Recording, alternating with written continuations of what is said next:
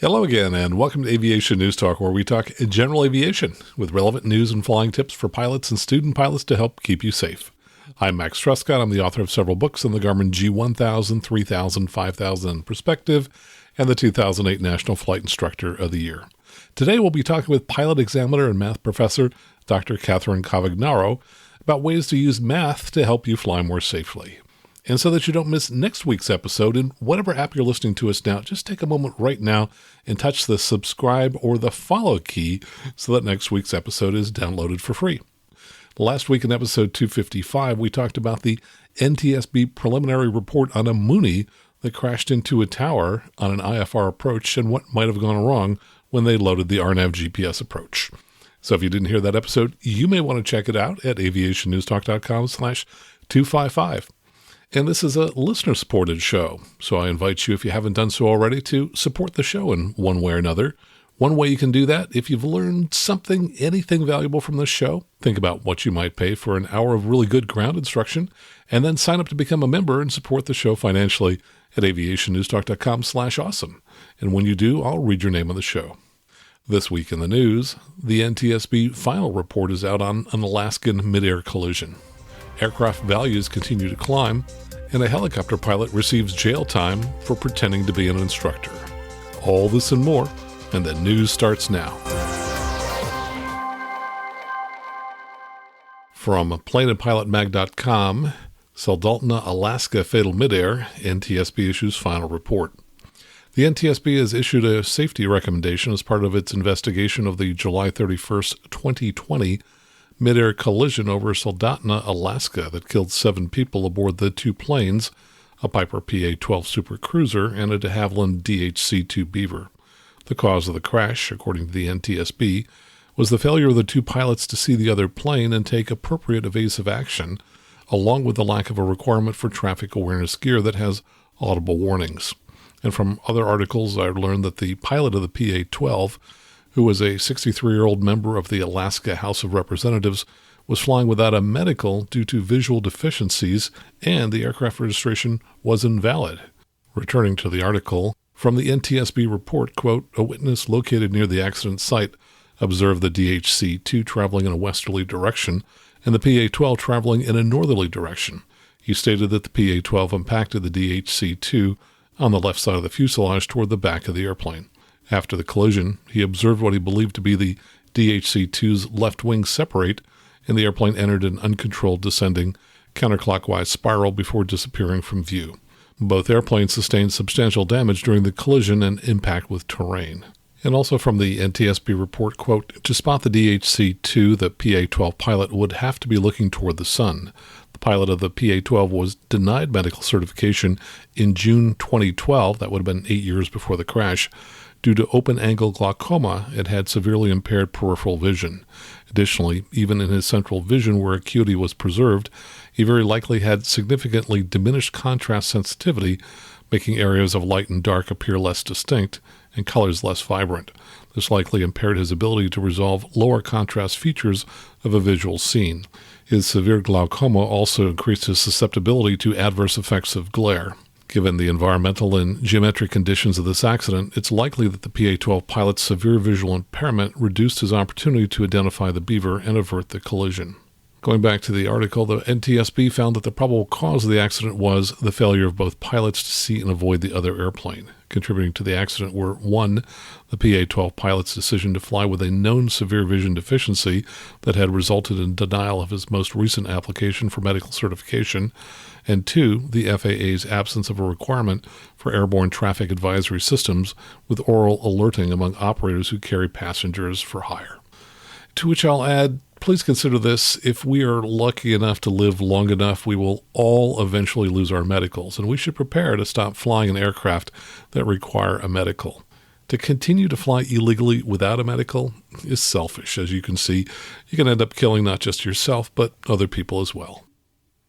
From AINonline.com, used aircraft values continue to climb in November. Asking values for used business jets, turboprops, and piston singles continued to climb in November, even as inventories also marched higher, according to the latest report from Sandhills Global. In the U.S. and Canada, used turboprop values increased by 36.6%, At the same time, turboprop inventories rose 14.6% between October and November, although they were 12.3% lower than a year earlier. In the global used business jet market, inventories in the period were up 8.1% month over month and 86.9% year over year. Asking values also ascended, rising 4% from October and 24.7% year to date.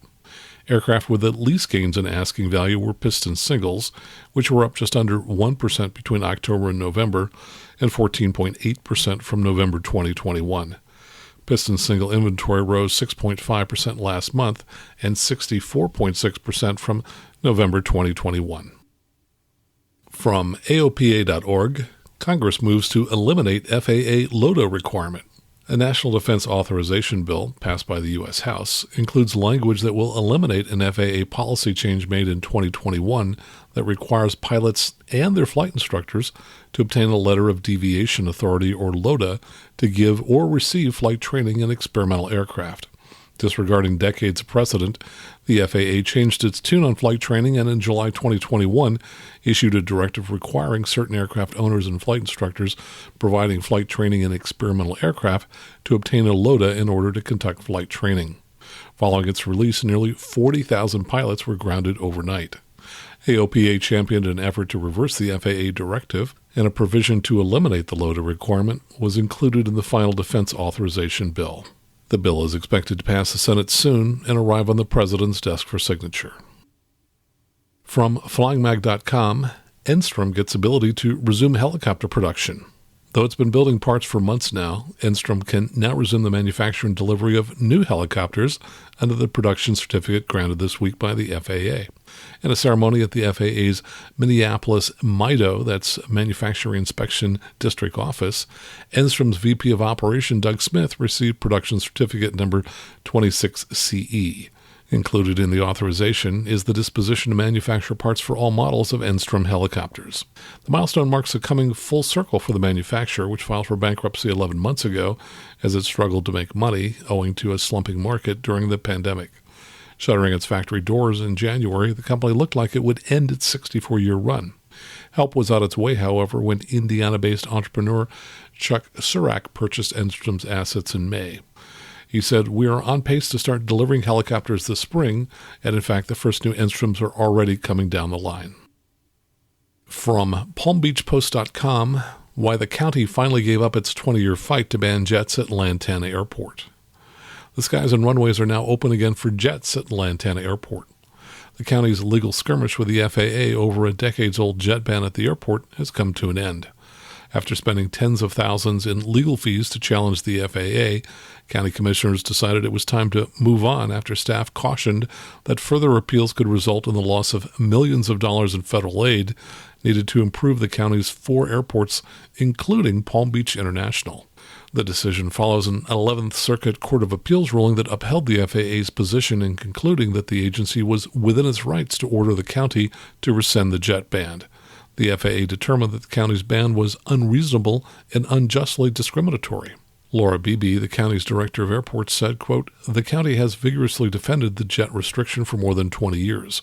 With the recent U.S. Court of Appeals decision, we unfortunately have no further opportunity to maintain the restriction without violating federal law." While the county agreed it was pointless to further challenge the FAA, it called on airport lawyers to press the FAA to respond to the noise and congestion complaints of residents. Beebe said her agency will continue to engage the FAA regarding future opportunities to mitigate noise and enhance safety at the Lantana Airport. Lantana Airport is part of a 4-airport system operated by the county. Lantana has 3 relatively short runways and no tower. It acts as a reliever for the Palm Beach International Airport. From GeneralAviationNews.com, student seriously injured when he stalls during go-around. The solo student pilot reported that while on approach to land at the airport in Dillon, Montana, he decided to initiate a go-around. He applied full power and pitched up the Cessna 172, which then stalled and turned left about 90 degrees. He was able to recover from the stall, but the plane was close to the ground. Subsequently, he landed the airplane in an open field. The student saw an irrigation ditch ahead and attempted to become airborne again, but the plane did not gain sufficient lift and hit the ditch. The airplane sustained substantial damage to the fuselage, while the student sustained serious injuries. Probable cause, the student pilot's exceedance of the airplane's critical angle of attack during an attempted go-around, which resulted in an aerodynamic stall. And in some aircraft, when you perform a go-around, the aircraft may pitch up dramatically when you add full power. So know your airplane, as you may need to be prepared to push forward on the yoke when you perform a go-around to prevent an aircraft from stalling. From GeneralAviationNews.com, pilot's mother injured by spinning propeller. The pilot made a fuel stop as part of a solo cross-country flight in the Cessna 172. The pilot's mother and sister had come to the airport in Glencoe, Minnesota to visit. After refueling the airplane, his mother and sister returned to their car. The pilot conducted his pre-flight, started the engine, and was completing the checklist when he heard and felt a violent thud. He looked up to see his mother sprinting towards the car. The pilot's mother had returned to the airplane unexpectedly and was struck by the propeller, resulting in a serious injury to her left arm.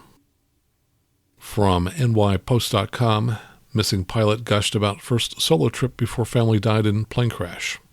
The pilot, who is presumed to have been killed along with his wife and 12-year-old daughter when their small rented plane crashed in the Gulf of Mexico, shared his elation about completing his first solo flight in his last Facebook post. Christian Cath, 42, who remains missing after the Piper Cherokee went down on Saturday during a trip from St. Petersburg to Venice, had gushed about completing his first solo on his way to getting his wings on March 21st. Cass shared that he had been taking lessons since December 2021 and was about halfway through his quest to earn a private license. The single-engine aircraft slammed into the water shortly after it took off from Venice Municipal Airport for its flight back to St. Petersburg, according to the FAA. The bodies of his wife, Misty Cath, 43, and their daughter, Lily, 12, were recovered Sunday. Gregory Hamann, Director of Flight Operations for Agape Flights, who flies out of Venice Airport, speculated on what led to the deadly accident. Loss of power, I understand that it was after dark, depending on the experience level of the pilot, Hamann said. A lot of times when you're taking off over the Gulf at night, there's zero reference to the horizon, especially on a dark night. That could have played a possibility. And I agree, there have been numerous takeoff accidents when pilots take off at night over water or over dark fields with few lights. And in these dark night conditions, you really need to refer to your instruments, and the 3 hours of instrument training you received as a student pilot is often not enough to fly safely under these conditions. And finally, from WBIR.com, pilot pleads guilty to duping people before deadly 2021 Sevier County, Tennessee helicopter crash. A Utah man who flew a leased helicopter that crashed a year ago in Sevier County, killing his passenger, has pleaded guilty to duping people into believing he was a CFI. Matthew Jones, 36, accepted a plea deal on Tuesday, according to court records filed in a U.S. District Court in Utah. He pleaded guilty to 2 counts of wire fraud and 2 counts of operating as an airman without an airman certificate. As part of the deal, Jones will have his other charges dropped and serve a year in custody, with credit for any time he has already served behind bars. After release, he will be under supervised release for 36 months. Jones is also being ordered to pay back close to $40,000 in restitution to 2 people. He had originally faced 16 counts alleging he had hatched schemes before the December 2021 crash to start a business teaching people how to fly and to take people on trips. Jones, however, was not a CFI, even though he claimed he was to people. Furthermore, because of medical problems, including past seizures, the U.S. Army veteran shouldn't have been operating the leased 2005 Robinson R-44 chopper that went down near Cock County, court records state. And just days before the crash, a federal magistrate judge in Utah had explicitly told him he was not to operate any aircraft, records show. Julian Wagner Gerritsen was riding with him as a passenger on the afternoon of December 29, 2021, when their leased helicopter went down in sketchy weather. He had been warned against taking off that day at the Gatlinburg Pigeon Forge Airport because of cloudy, rainy conditions, as well as his unfamiliarity with the hilly mountainous terrain, Federal Aviation records state. The chopper went down minutes after he lifted off with Gerritsen, killing her and permanently paralyzing him. At the time of the crash, he was already awaiting trial in Utah on counts similar to the August indictment. Before pleading guilty to it, he was alleged in May 2019 to have falsely claimed he was a CFI while signing a contract to train someone who wanted ratings to fly fixed-wing aircraft as well as helicopters. Well, that's the news for this week. Coming up next, a few of my updates, and then we'll talk with Catherine Cavagnaro about using math to help you fly more safely. All right here on the Aviation News Talk podcast.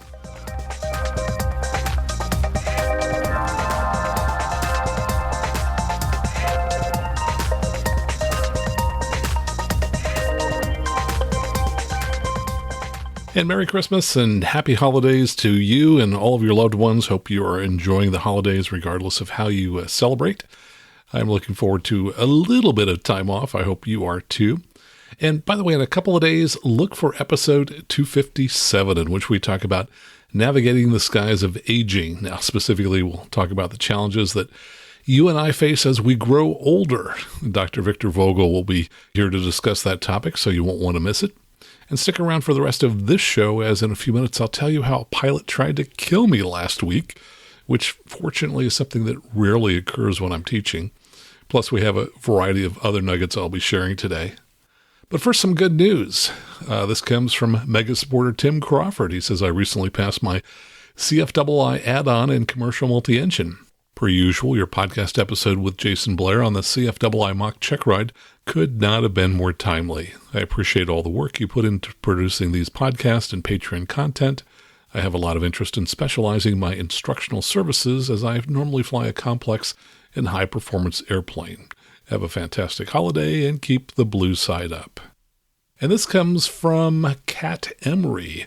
She talks about her husband and she says, Hi, Max. I'd like to give a shout out to my husband, Robert Emery.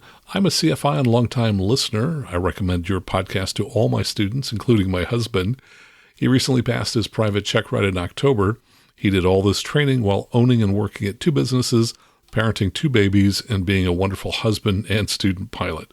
I'm very proud of him, obviously, since I taught him everything he knows. And there's a smiley face.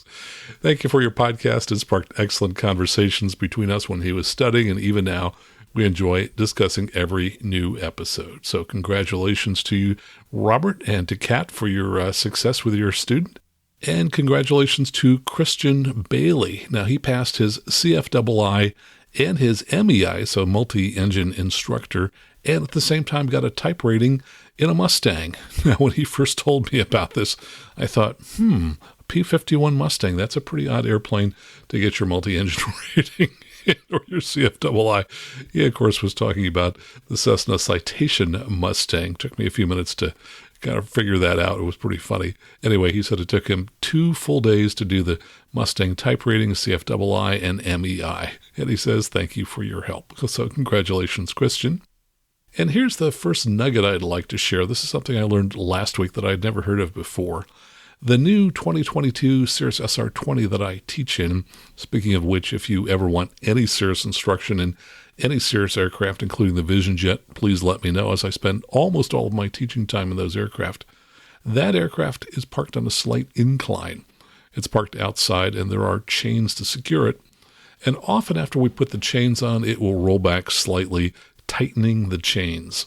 And so when the next person goes to unchain the airplane, well, it's almost impossible for one person to unchain it. Typically, that person will pull the plane forward by hand and then run over to unhook the chain, and by that time the aircraft has rolled back and the chain is again too snug to remove. Now, some people will try to pull on the chain to move the aircraft forward so that they're right there and can unhook it before it rolls away, but usually they don't have the strength to move the airplane that way. So generally pilots find someone else to help move the plane forward, hold the plane in that position, and then one person runs to the wing and unchains it. And here is the clever solution another CFI came up with. He was in this situation once and pondered how could he solve the problem since he was there by himself.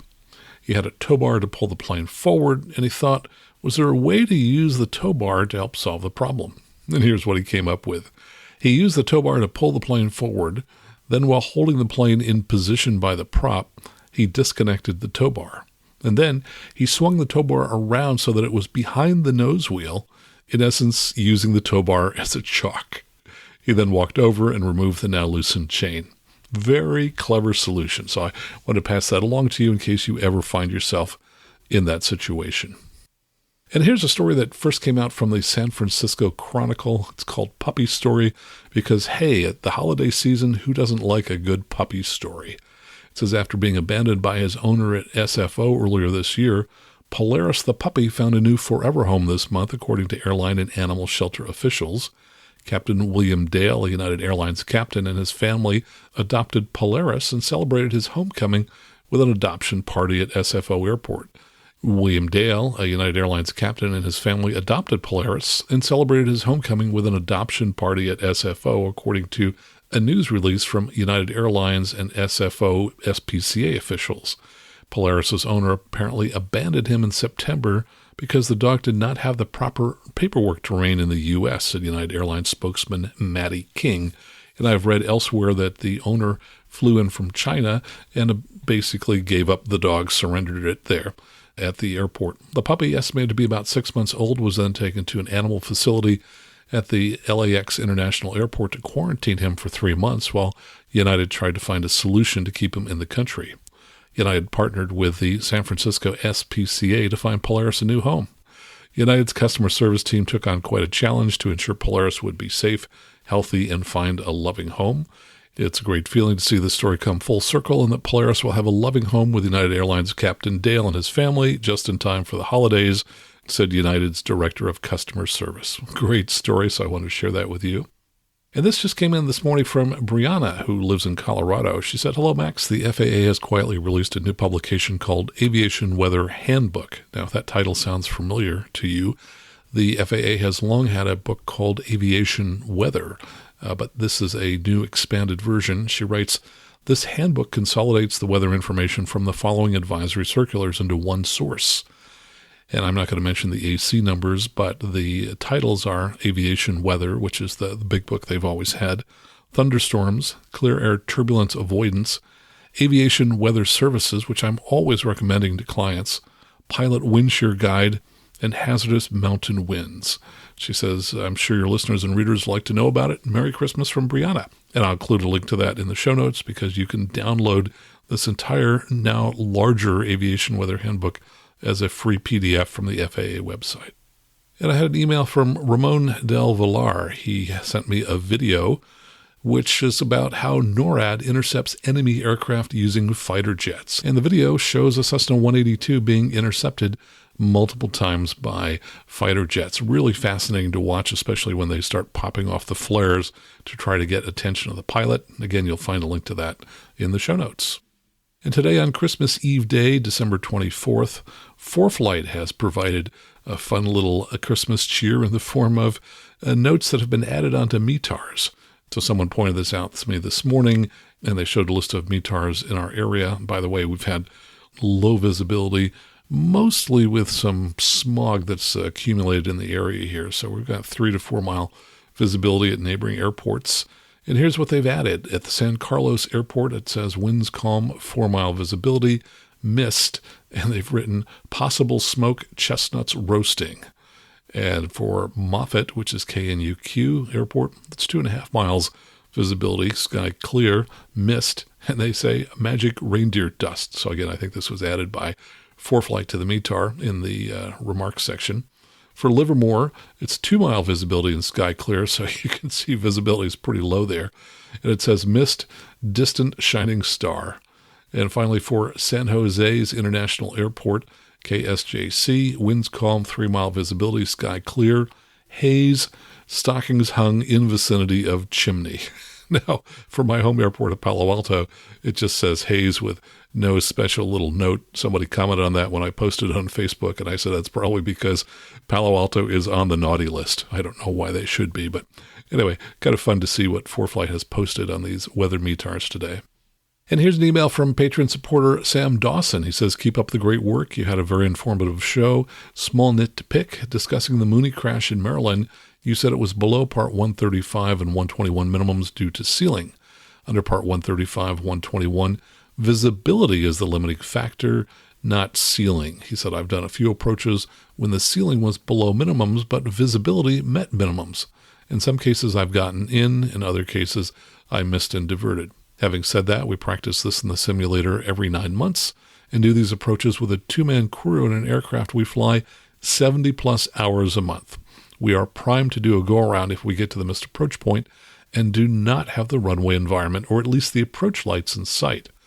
Again, the missed approach is trained and evaluated every 9 months in a simulator.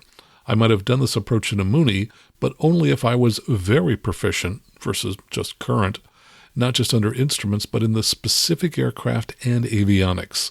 I would have been primed to do a missed and would have had it in my mind that I was going elsewhere.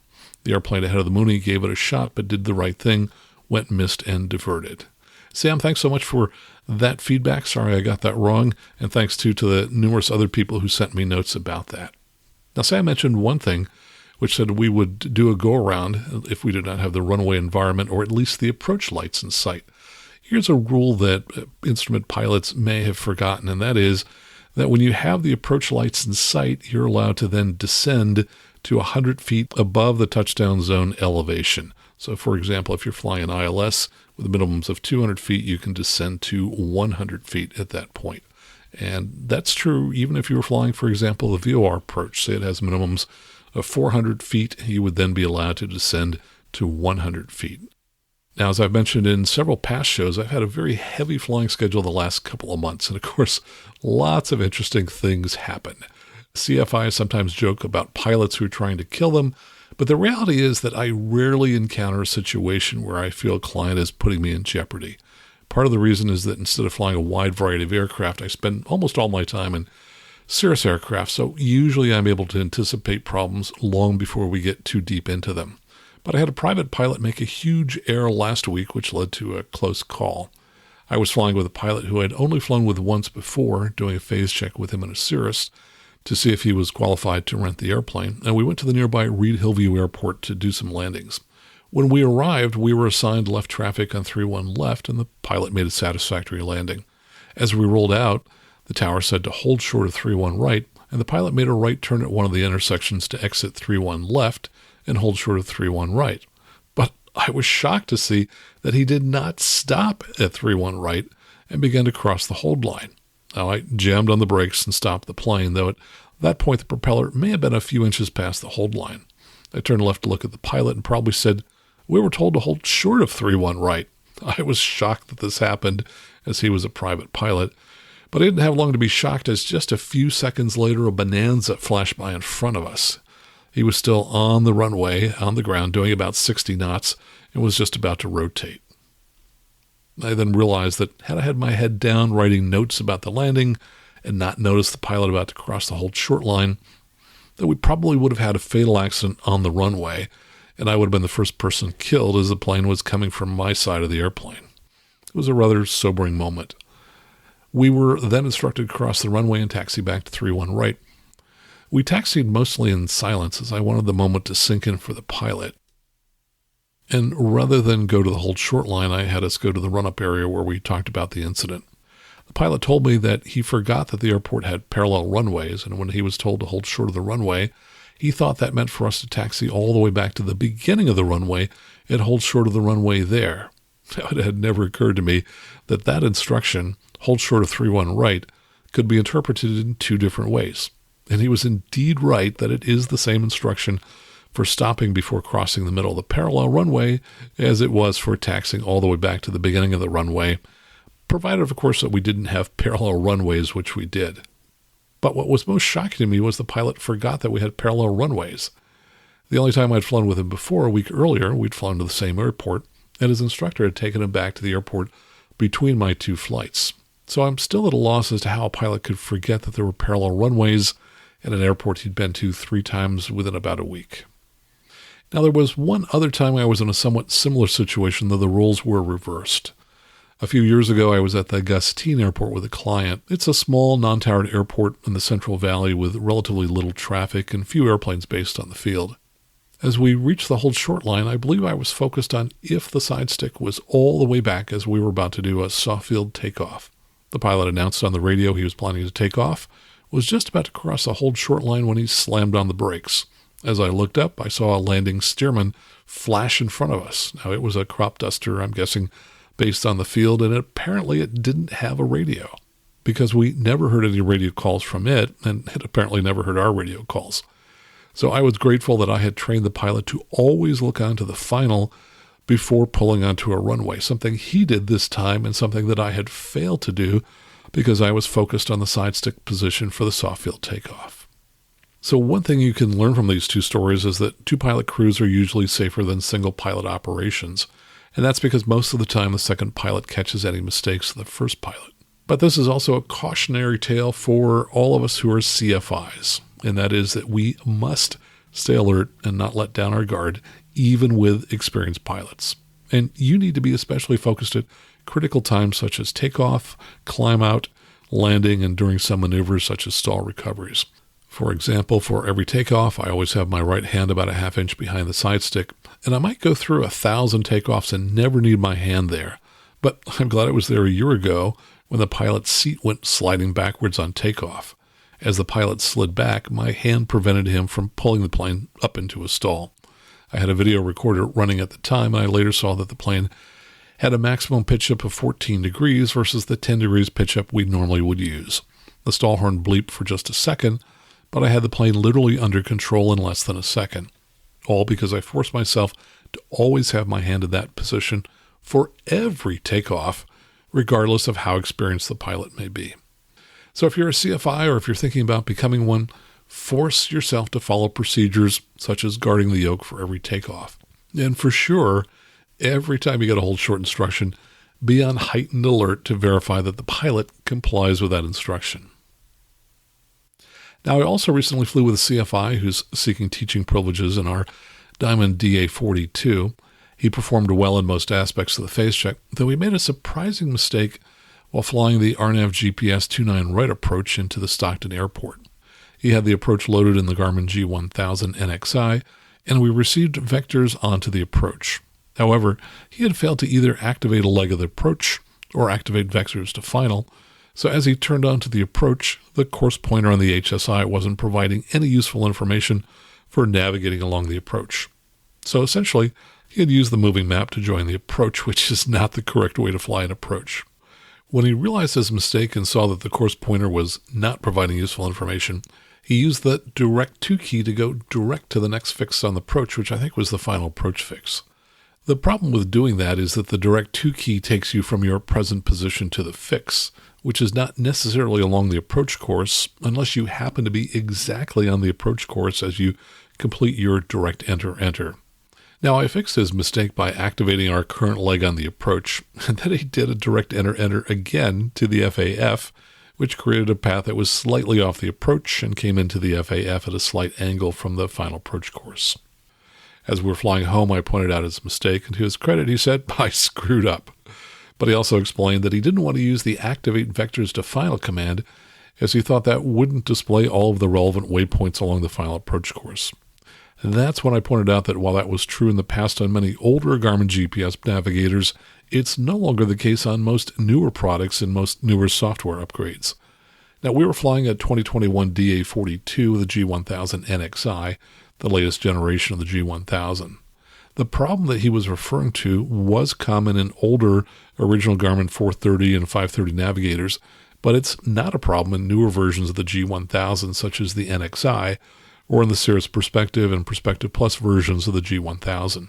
In the original Garmin 430, when you activated vectors to final, only 2 points were shown before the airport, the FAF and the missed approach point. And while showing just 2 points is sufficient to fly many approaches in flat areas of the country, it just isn't sufficient for flying approaches in mountainous terrain, where it's critical to see additional waypoints, such as the intermediate fix and sometimes the initial approach fix, so that you can verify your position and verify that you're being vectored at a safe altitude. And as I explained in my Max Trescot's G1000 and Perspective Glass Cockpit Handbook, this problem was solved in the Perspective version and later in the NXI version of the G1000 with a new algorithm when the activate vectors to final command is used. Instead of displaying just 2 points along the final approach course, now the system loads all approach waypoints that are within plus and minus 3 degrees of the extended final approach segment, which means that in many newer Garmin products, you see more than 2 waypoints when you activate vectors to final, which makes that command much more useful. The other thing I pointed out to him was an enhancement to the traffic map page, which makes it far more useful. You've probably seen a traffic map display in which the various traffic targets displayed have a short vector extending from the traffic symbol, indicating the aircraft's direction of flight. But newer versions of some Garmin products now let you choose between 2 versions of that vector. One is the absolute vector, which shows where other aircraft are pointed, and the other is the relative vector, which shows where an aircraft's projected path will be relative to your projected path. And that new relative vector is far more useful than the absolute vector. To understand that, imagine there's an aircraft approaching you from the right side of your aircraft and that aircraft is slower than you. The aircraft may be pointed so that it will cross in front of you, which is what the absolute vector might show.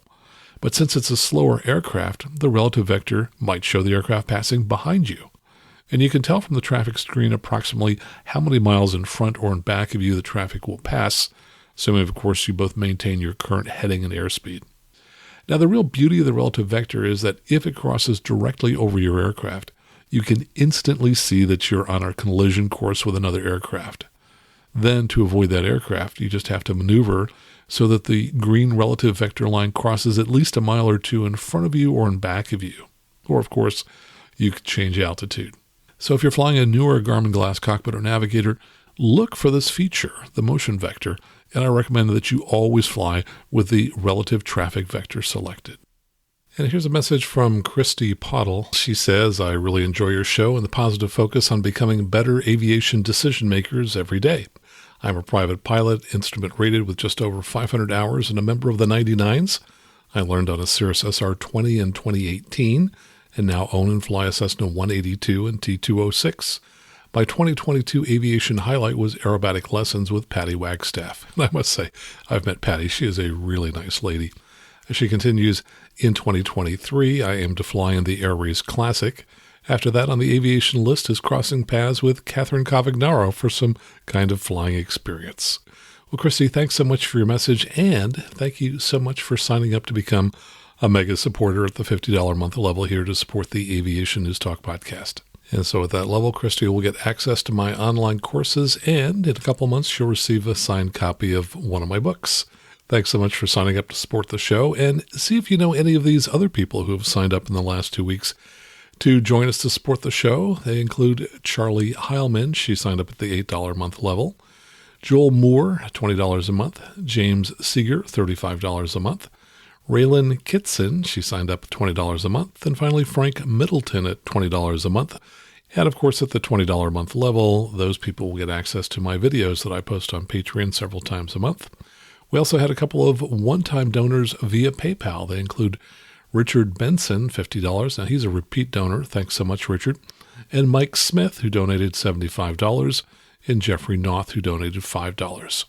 So again, if you've ever learned anything from this show that you find valuable, please consider signing up to support the show. It's easy to do. Just going out to aviationnewstalk.com/Patreon, where you can enter credit card information and sign up at whatever dollar level you'd like to support the show on a monthly basis. Or if you'd like to make a one-time donation, you can go out to aviationnewstalk.com/PayPal, and you don't even need a PayPal account. You can use a credit card there as well to make a one-time donation. And thank you so much for your support. Coming up next, our conversation with Catherine Cavagnaro about using math to fly safely. All right here on the Aviation News Talk podcast.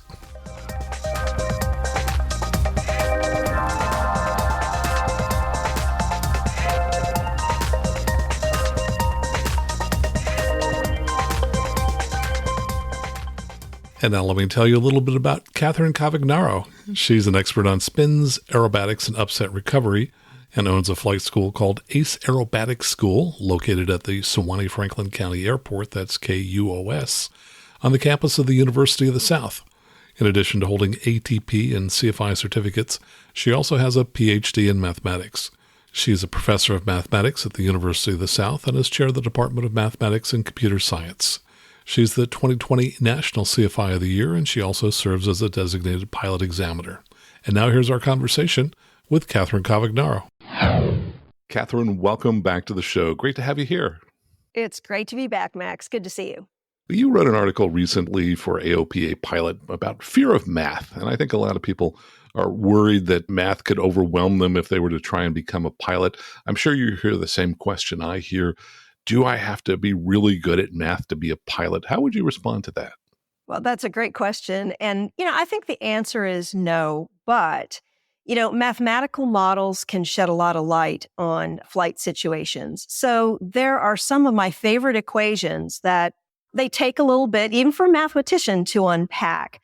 But to me, some of these are so important that it's worth that effort to unpack, because the information that it sheds can help a lot with safety of flight.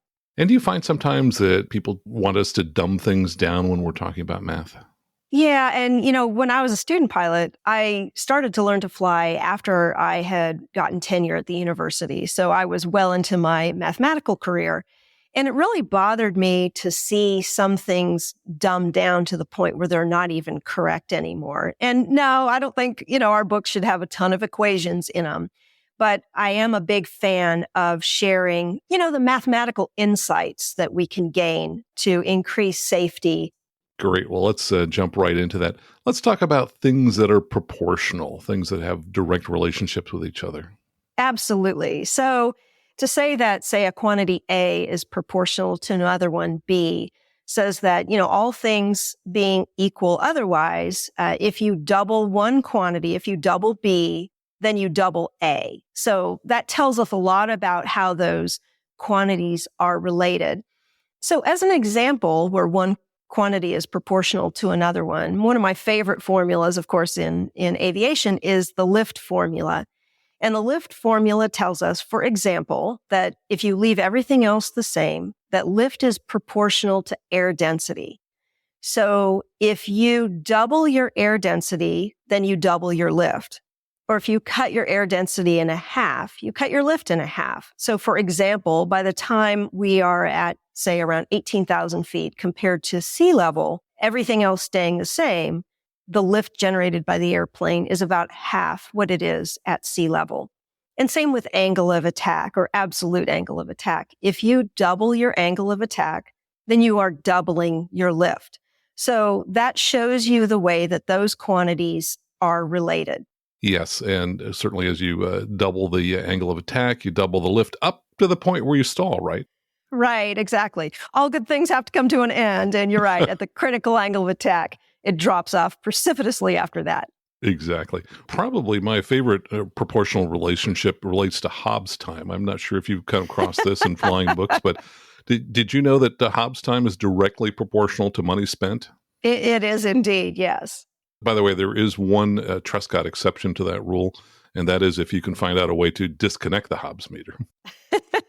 Actually, the Hobbs meter in my Aerobat actually runs a little slow, but I don't use it for making any sort of charges anyway. But it always amuses me that my airplane is probably the dream that people would want to rent. Years ago, I got my twin engine rating at a school out of state that specialized in kind of accelerating training. And so I was able to do it in just a couple of days. And I was talking with a gentleman that owned the school, and he said that in one of his aircraft, he had hidden 2 additional Hobbs meters because there were people trying to cheat him by turning off the one that was obvious to everyone. Oh, that's funny. Yep. Well, and of course, the greatest fear I think that any pilot faces, the biggest emergency for us would be the runaway Hobbs meter. Right. Yeah, we don't want that. That would be a disaster.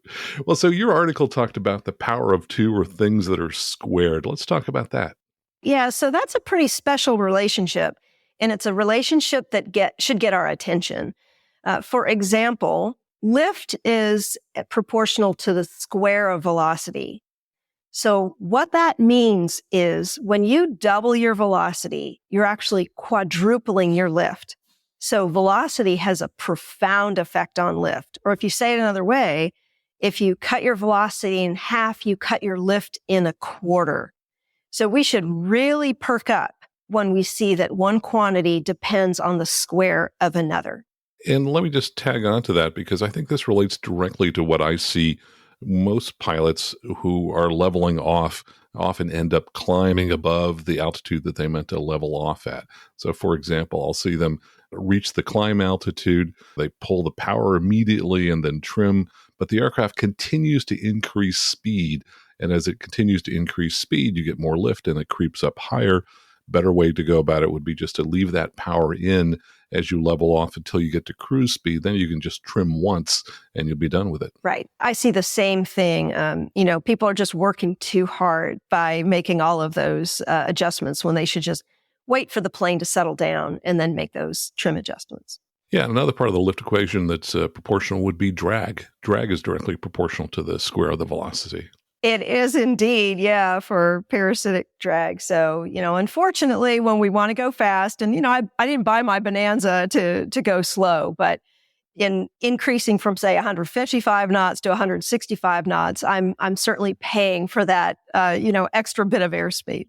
Sure. Yeah. And parasitic drag would be the part that's related to things that stick out from the airframe, like rivets and antennas and all those extra things. And so, yep, the faster you go, that drag increases dramatically. Right. Well, let's talk about some of the things you talked about in the article. Canyon turns. You and I talked about this a long time ago in relationship to chandelles. Tell us about that. Yeah, I tell you, it's one of my pet peeves on a commercial exam or a flight instructor practical exam. The chandelle is something that is in the ACS or the PTS for those, certificates. And when I ask folks, why does the FAA want us to learn, a chandelle? And they say, oh, well, if you get into that canyon turn situation, that this is the save the day maneuver is the chandelle. And it just drives me crazy because I don't know how that started, but that's just not the case at all. Of course, in the canyon turn situation, and hopefully nobody gets themselves into this situation, but you're flying into a canyon and the terrain is rising and probably the canyon is narrowing, and you get to a point easily of no return where you don't have the real estate. In other words, you don't have the width to be able to hang a U-turn and, reverse course and get to safety. And we've seen just in the last couple of years a number of these accidents, and, a number of them obviously don't end well. But the problem with a chandelle is that you're at a higher airspeed to do this. Usually we start this at maneuvering speed for practical exams, which is roughly going to be twice your stall speed. Now, turn radius is a function of velocity squared. So as you double your velocity, you're actually quadrupling your turn radius. So what's inefficient about using a chandelle for a canyon turn is that all of that time that you spend at that higher airspeed is not helping you. In fact, it's really, really hurting you in reversing course. If you pick up a mountain flying handbook, or if you've had any mountain flying training, the technique that those folks advocate typically involves putting down flaps, slowing the airspeed so that you can make a very tight turn. Obviously, you don't want too slow an airspeed so that you risk stalling the airplane. But basically, you want to coax the airplane around at a slower airspeed in order to make that U-turn, and you'll do it with a fraction of the turn radius that you would use if you used a chandelle to make that course reversal. Yeah, I've never quite understood the reason people fly down canyons, unless maybe they have very power limited aircraft, or they're trying to stay below some oxygen altitude. I've never in my life flown down a canyon. To me, it's just kind of fraught with problems. Now, this turn radius issue comes up in a more everyday situation that pilots face, and that's in the traffic pattern.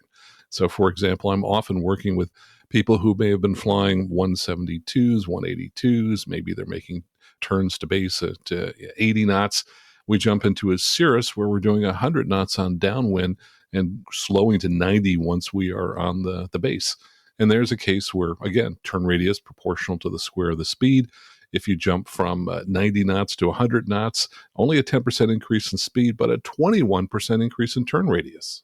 Absolutely. Yeah. So, and we've seen just recently some accidents that have happened that it sure appears to be that, the pilot didn't take into account that extra airspeed was going to mean that the turn was much larger in real estate. And it's so unfortunate. So in the pattern, my Bonanza, I fly similar speeds, but I'm typically slowing down into the probably 80, 90 range when I'm turning base. And I usually make that a nice 30-degree bank. Turn radius is also inversely proportional to roughly your bank angle. So, I like a nice healthy 30-degree bank in the pattern. I know some people will use only 20 degrees, but, you'll get that turn going from downwind to base faster so that you can level out, check your position with the runway, make sure to look right and make sure that nobody's coming straight in.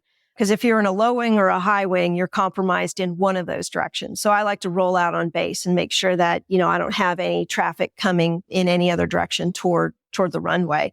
But yeah, absolutely. Airspeed plays a big role managing that turn onto base and onto final.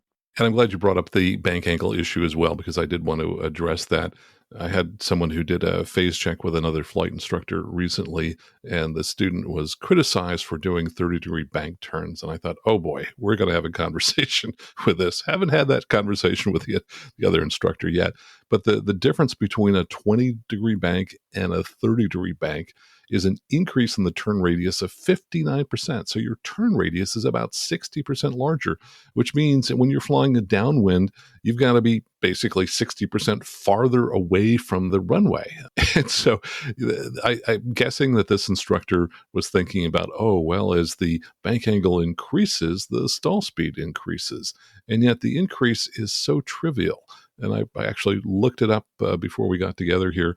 A 20% bank gives you a 3% increase in stall speed. Right. A 30-degree bank gives you like a 7.2% increase right, in stall speed. And at the numbers that we're working at, we're talking about the difference between, in the Cirrus, 2 and 4 knots. So yeah, if you're flying in a way that 2 knots is going to make a difference as to whether or not you're going to stall, you are flying way too slow. And so I think the much greater danger is people who are flying very shallow turns overshoot the base to final. Now, for example, I did a phase check with somebody about a week ago, and we were flying to the parallel runways at Livermore. He overshot the runway we were to be lined up with, and he was almost exactly lined up with the other runway. Wow. And that's an automatic failure in my mind. I don't care how good they are. You do that, you're putting yourself and others at grave risk. We've had 2 fatal midair collisions in the last year and a half where people have overshot the base to final and have hit some other aircraft that was minding its own business, doing what it was supposed to be doing, lined up with the other runway. Right. Now, midairs, I think, are probably a little bit less common than the bigger issue, which people end up in a stall to spin because they realize, oh my gosh, I'm overshooting the final. I can solve this. I'm going to stomp on lots of excess inside rudder. People tend to pull up a little bit and boom, they end up in a stall spin right there on that base to final turn. Yeah, absolutely. I agree. Let's see, you talk next about stopping distance. Tell us about that. Sure. Yeah. What folks often don't realize is that stopping distance is also a function of, your touchdown velocity squared. So, for all that folks fear about stalls, what they end up doing is that they come in at way too fast an airspeed. And so they have problems that happen because they're too fast. So truthfully, I actually see more problems landing because people are just coming in too fast than those that happen when they're coming in too slow. Out of all of the practical exams that I've done, I think there's only 1 or 2 folks that I said, you are coming in too slow. Most of them are just coming in too fast. You risk pilot-induced oscillations, and, we've talked about that before. But in terms of the stopping distance, if you add just 10% to your touchdown speed, which let's just say you have a touchdown speed of 60 knots and you touch down at 66 instead of 60, that doesn't seem like a big deal, right? But that's a 10% increase in touchdown velocity. So you can count on a 21% increase in stopping distance. And, in my home airport, I see it a lot. The runway is short and narrow and, we've got some interesting winds, tall trees. And so people think, oh, if adding 10 knots or 5 knots sounds like a good idea, well, 10 knots sounds even better. Well, your stopping distance is really going up. And we've had people go off the end of our runway multiple times because they just come in too fast. And it also puts a lot of wear and tear on the aircraft itself. People flat spotting tires, hitting the brakes too hard. It's just so much kinder to the airplane to pick a responsible speed and make sure that you're proficient flying at that airspeed. I'm militant about, flying my Bonanza on short final. I'm 70 knots and, 70 is not 72. 70 is 70. So And, I touch down and I can bring the airplane to a stop in a minimal distance.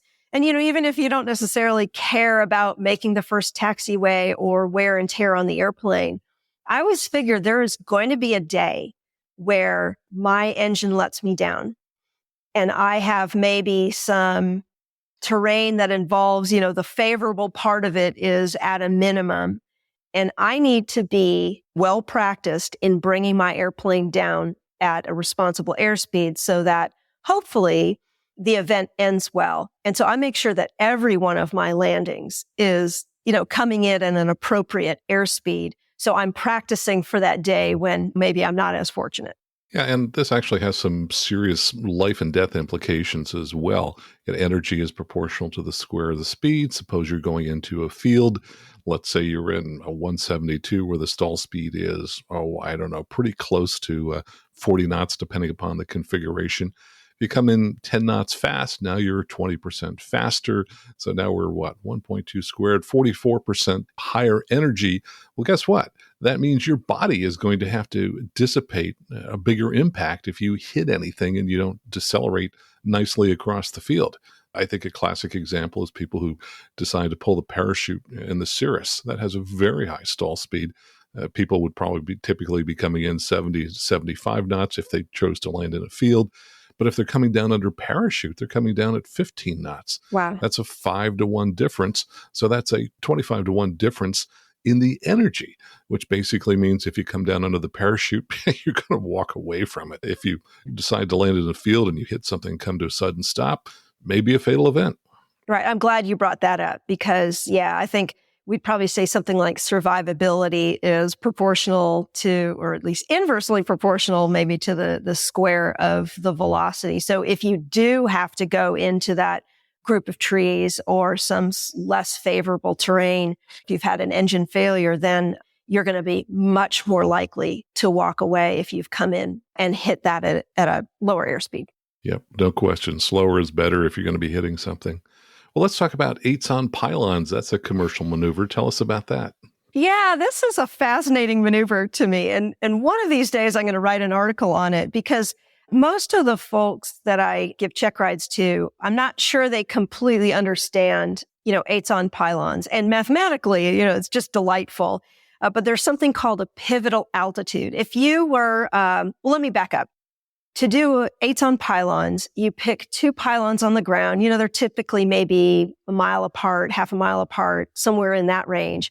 And the pilot guides her aircraft in a figure-8 pattern about each of the pylons. And the idea is that your altitude isn't necessarily staying constant. So it's not like a turnaround to point. You need to maintain a constant line of sight from, say, the eye of the pilot to the pylon, and that needs to not change.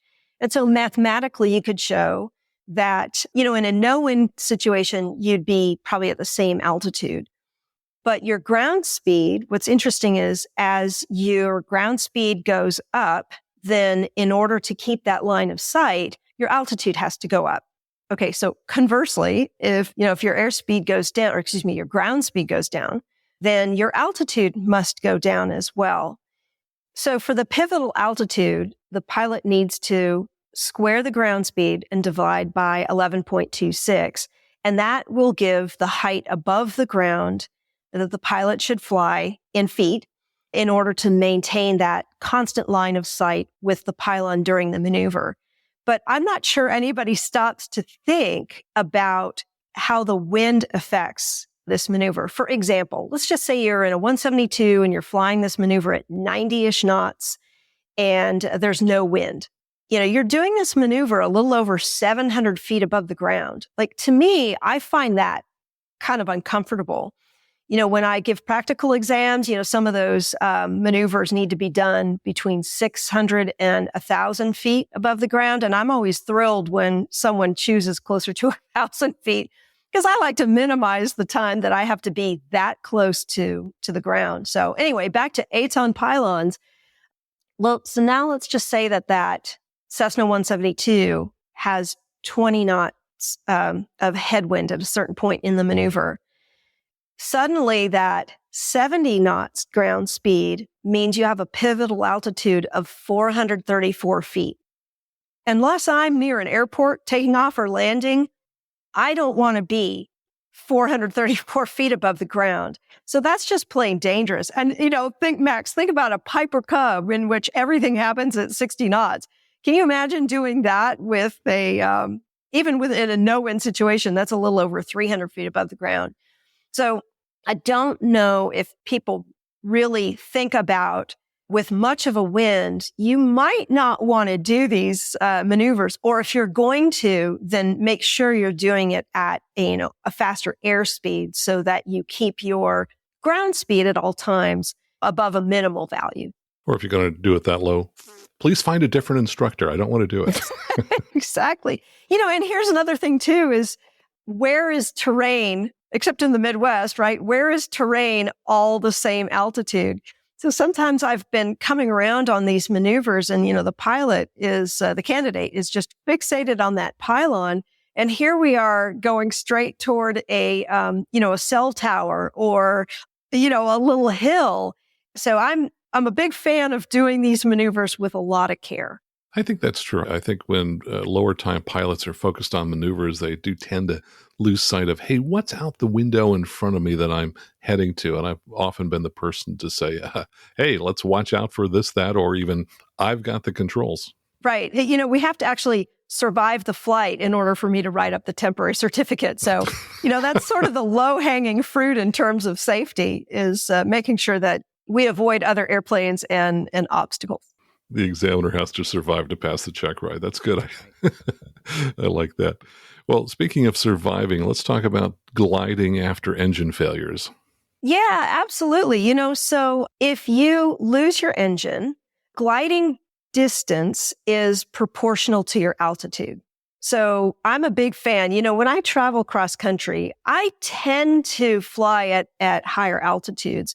Unless I'm going to take a severe beating from the wind, I will travel at higher altitudes. And even then, I typically accept more of a headwind than other folks do because it gives me more options in case my engine lets me down. So gliding distance is proportional to your altitude.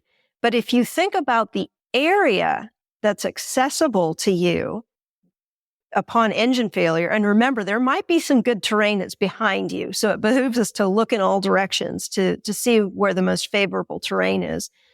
But that area that's available to you is a function of the square of your altitude, which is another reason I like to fly at higher altitudes, especially when I'm heading cross country and certainly when I'm flying over less than favorable terrain. I much improve the probability of having a good outcome to that flight by having that extra altitude. Yeah, and I guess that relates to the old formula pi r square for the area of a circle, r being the radius, r being the distance that you would glide. If we are twice as high, well, then the area becomes 4 times as great, which I guess basically means if you're flying at, let's just pick 8,000 and 4,000, at 8,000 feet, you're going to have on average 4 times as many airports that you can choose to glide to. Right. Yeah, that's of course assumes that the airport density is evenly distributed across that area. But well, but it really it gives you many, many more options to find some terrain that's favorable, and hopefully it's an airport. Yeah, exactly. No, and I think you used a word that I think is very important to us, and that's options. And as a pilot, I think we always want to have options available. When we start to run out of options, that's when we start to get in trouble. Right. And the thing is, you fly long enough and things happen. I've had a longer list than I would like to have of just flights that didn't go like I had planned. And I'm sure you have your list too. And despite all of our good planning, despite the way we prepare and we try to make sure the flight is going to be safe, we get curveballs. And, if you can always be putting a tool in your toolbox or, making sure that you have extra options, I want to be flying for years and years to come. And, these are the kinds of things that we as pilots can do to hopefully make that happen. Indeed. Hey, I've picked up one more item. I was thinking about different things related to the square law. And this is one that I talk with people about all the time when we're taking off from Palo Alto. So I didn't even have to research this one. And that is that noise is inversely proportional to the square of your altitude. And so that becomes incredibly important from a noise abatement standpoint. We fly near, at my particular airport, a very noise sensitive area. And people are often ready to turn crosswind over houses. And I tell them, no, let's just continue the upwind here, because if we're twice as high, the noise that reaches the ground is just 1/4 the amount. I hadn't even thought about that one, Max. And that's a really great point. More and more in my own community, it's the same way. We have folks who are around the airport that don't necessarily, appreciate that we have an airport. And, we want to make sure that we are good neighbors to those folks so that we put our best foot forward as aviation ambassadors. So I agree completely. Trying to, minimize the disturbance that other people experience is a great thing to keep in mind. And even a few hundred feet makes a huge difference. The difference between 500 feet and 700 feet can make a huge difference when you're dealing with the square law. For example, I think of the Tracy Airport here in California, and I have watched them add easily 150 to 200 homes under the downwind to runway 30, and I see them continuing to grade more and more pads for more and more houses. Right. And as pilots, we face this at many airports, and I think we often think about our piloting skills. We need to think about our political skills as well, which is that if we are not flying in a neighborly way, there are going to be far more votes down below us under the pattern there to close the airport than we as pilots have. So it's an important issue for us. Right. Catherine, thanks so much for kind of making math a little easier and a little simpler for us here today. Where do people go to find out more about you and your flight school? Yeah, so my web address is aceaerobaticschool.com. I teach spins and aerobatics in Sewanee, Tennessee. Awesome. Look forward to flying with you someday again, Catherine. Thanks so much for joining us here today. Thanks as always, Max. It's always a pleasure. And my thanks to Catherine Cavagnaro for joining us today. You'll find links to Catherine's flight school and her YouTube channel in our show notes. And I really want to thank all of you for all the contributions that you make to help support the show, whether it's leaving us 5-star reviews on the application that you're listening to us now, whether it's sending your emails and feedback, telling your friends about the show, or signing up to support the show via Patreon or PayPal. Thank you so very much for all of your support. So until next time, fly safely, have fun, and keep the blue side up.